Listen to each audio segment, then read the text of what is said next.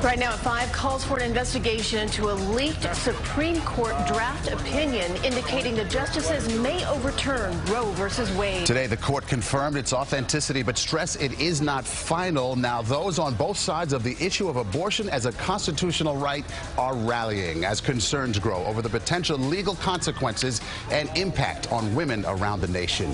Good evening, everyone. I'm Maurice Dubois. And I'm Christine Johnson, anchoring from home today, and shockwaves are resonating over that bombshell draft opinion from the Supreme Court. More than half the country, 26 states, could ban or restrict abortion if Roe v. Wade is in fact overturned. That's according to an analysis by the Guttmacher Institute, an abortion rights organization. And tonight, crowds and protesters and supporters have been gathering all day outside the Supreme Court in Washington. Barricades have been set up to keep people from getting too close to the building. We begin our team coverage tonight with CBS 2's Dick Brennan here now with the latest. Dick. Well, Maurice and Christine, the Supreme Court said in a statement that justices circulate draft opinions internally as a routine and as an essential part of the court's confidential work. But it's unprecedented that a draft would be leaked. Chief Justice John Roberts confirmed the leak, calling it a betrayal and adding, "This was a singular and egregious breach of that trust that is an affront to the court and the community of public servants who work here." Politico published a leaked draft opinion written in response to a Mississippi law banning abortion after 15 weeks. In it, Justice Samuel Alito wrote, "Roe was egregiously wrong from the start." 4 conservative justices also support Alito's draft, and that would mean the possibility of a 5-4 majority vote. Hands off our bodies, man! Demonstrators on both sides of the issue rushed to the high court as soon as the news was leaked.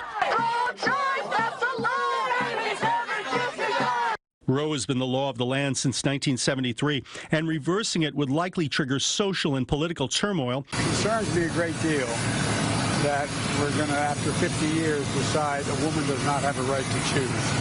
Democrats say they now want Congress to pass a law guaranteeing abortion rights. We will vote to protect a woman's right to choose, and every American is going to see which side every senator stands. It's important to point out that this leaked opinion by Justice Alito is just a draft written in February, and opinions of the justices could still change.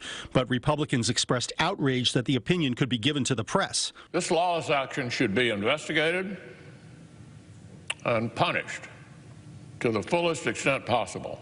Chief Justice Roberts says he's launched a full investigation to find the source of the leak, which comes a few months before a final decision would be issued by the court. It takes away from the actual decision that's going on, and that can't be overstated enough.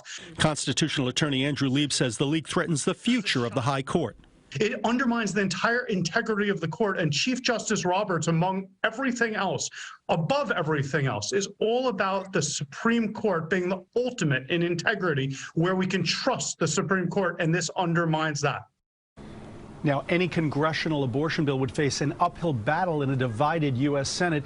Some Democrats have again reignited calls to abolish the so-called 60-vote threshold or filibuster rule to push it through, but such a move would face bipartisan opposition.